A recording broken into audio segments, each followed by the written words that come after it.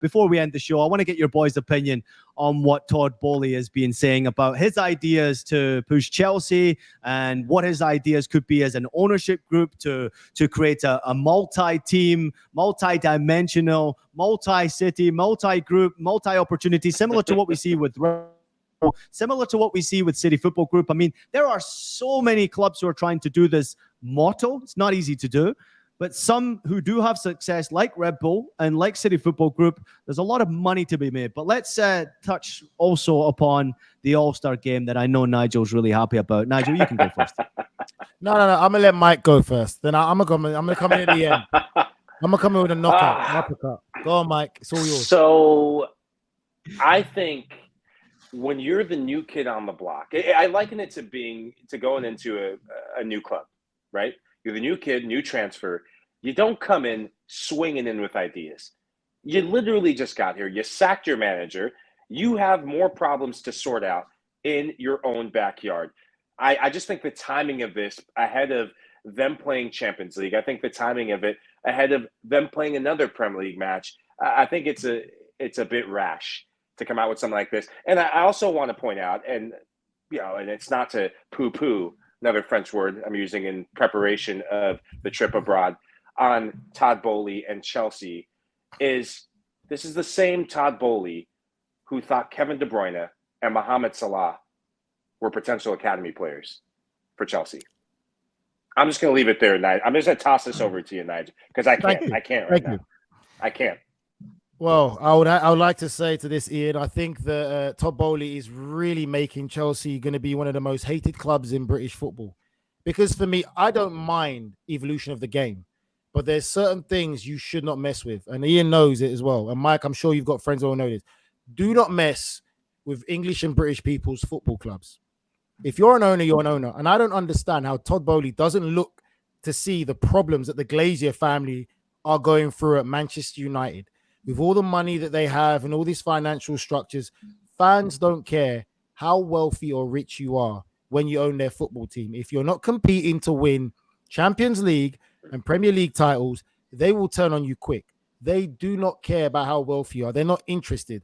Their football club is their heartbeat and their soul of their community, and it's their identity. You cannot come in with an idea of all-star games. That's an American thing. No problem. Keep it in America because it works. Because the All-Star game is a popularity contest. Let's put that into context so some fans will understand. Some people who are Leeds United supporters will not want to see an All-Star game and they vote for Manchester United players to go and watch an All-Star game.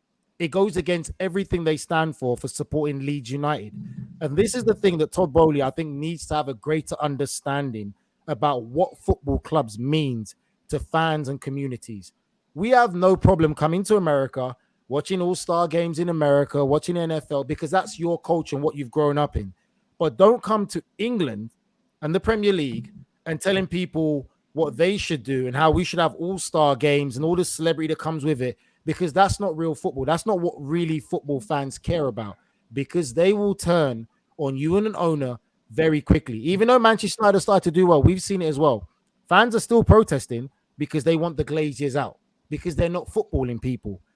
Todd Boehly is digging some serious holes for himself, where a lot of people will turn on Chelsea now from being a glamorous club to going against them because of the decisions and things that he's saying and doing. And what he doesn't realize as well is Chelsea became very, very relevant. Whether Chelsea fans want to agree with me or not, they became very, very relevant when there was a billionaire owner.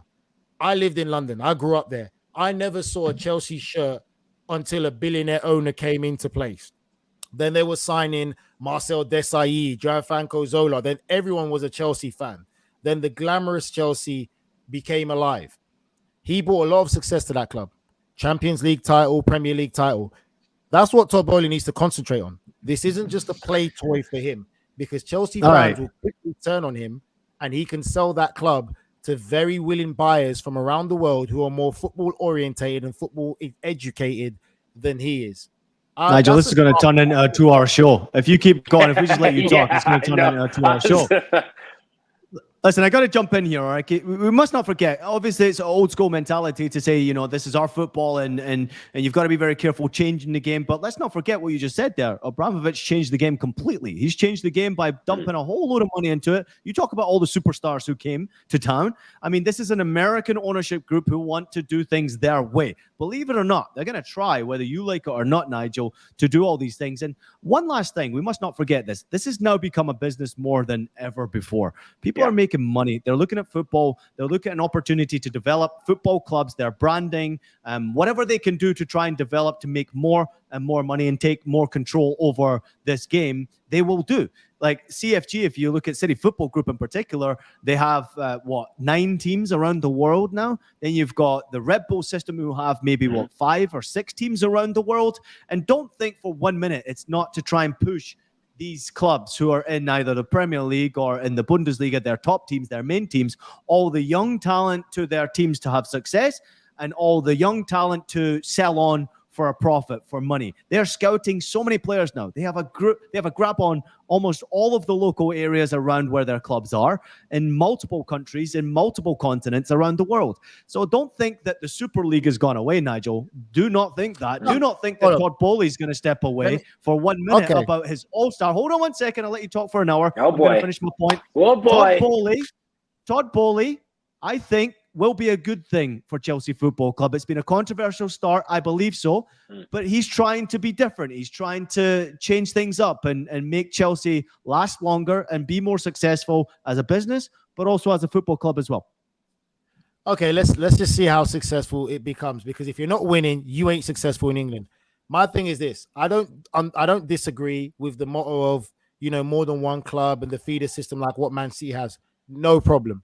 But coming in with this whole all-star game and all this type of stuff there, that's a problem for me. I just don't agree to it. I think it's a popularity contest. It's not what real football fans are like. You've got to understand, you can't go to another country and try and impose your culture or your kind of thing that you see in America onto people who view football from a different perspective and think it's going to be A-okay. You know it yourself. There is 8 NFL games in London every single year. It's okay, but that's NFL games in London. That's not having an all-star game in the Premier League. That's them expanding. That's no problem. They can expand it. But my thing is this: if you want to talk about expanding the great of the game, the good of the game and stuff like that, start in America. Expand the game in America. Make America the national team and the game in America develop to another level where you can do that. Why are you going to England and bringing all your ideas and your baggage with you and say, we're going to do this, we're going to do all-star game, everyone's going to love it? No, you know it yourself. If you grow up in a West Ham household, you're only supporting one team. If you grow up in a Tottenham household, you're only supporting one team. British people are very proud and passionate about the football. Not anymore, Nigel. Not anymore, Nigel. Not anymore. I can tell you this. I can tell you both this. Keep your eyes on the telly. When the protests start happening, when the All-Star games show up, I expect Nigel Reo-Coker there with the flares and the banner. Get him out. I'm going to be pissed if I don't see him. All I'm saying is this, Mike and Ian. I would compare Boehly to the Glazers. Again, another American coming with American mentality. Let's just see. Let's see how quickly the Chelsea fans turn on him when they're not seeing success and change. Let's see how that works. I think he's trying to implement his own ideas a little bit crazier than the Glazers did do at Manchester United. Let's touch upon the other part of the article. Of course, Thomas Tuchel made some comments after his recent sacking, thanks to Todd Boehly. Once again, a decision that was controversial for many Chelsea fans out there. And if you have an opinion as well, please share it in the comments below. Thomas Tuchel said after the sacking, the reality of our decision was that we weren't sure that Thomas saw it the same way as we saw it. No one is right or no one is wrong. We just didn't have a shared vision for the future.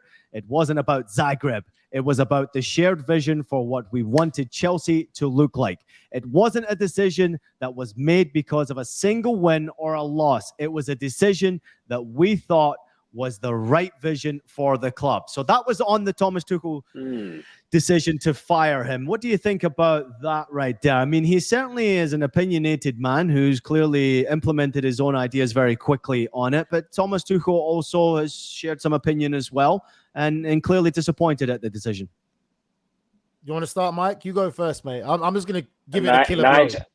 Nige, I think this one, just for the sake of time, because I need oxygen for what I could think could be your longest rant, 6 days coming up. So I need some oxygen. So I'm going to give this one to you, and I'll round it out.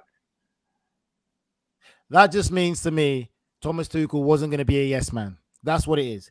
That's again, I feel for me, that's an American influence coming in, trying to tell a manager who's done it and won the Champions League from someone who's successful from having a baseball team, knows nothing about football. Let's be real about this.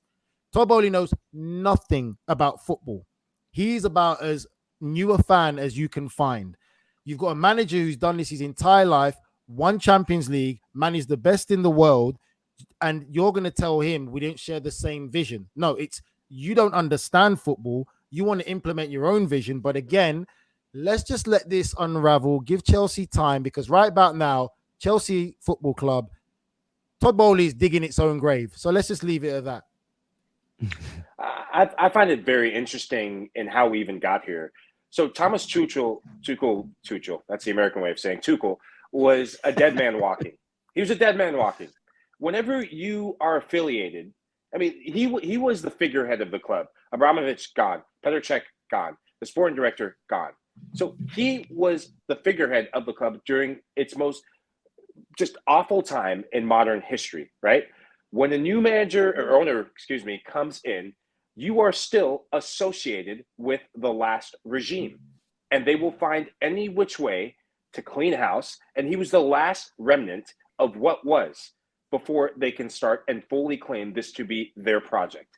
And I just think this was always going to happen. And Thomas Tuchel was going to be the scapegoat for any reason. And the Zagreb result was the final straw in which saying, okay, we finally have our data that we need to make a move now. It doesn't make any sense other than we need to take full ownership of this club. We are the ownership, and it is an ownership group. It is no longer one figurehead running the club. And that is a big transition moment for Chelsea Football Club. You have a bunch of different businessmen who have their say and influences. And for Chelsea, it is all about money now. Yes, winning the Premier League is one thing, but to make a move like this, to make a move and also be putting stuff about the All-Star game, they are wanting to say, hey, how can we get as much out of this new investment in just multi-bazillion dollar industry as possible, given that we're the new boys in town? Does not matter. We are still businessmen. Football is still a business. And because I could see this coming a mile away, although I couldn't see it because I'm still pissed that Thomas Tuchel got the sack.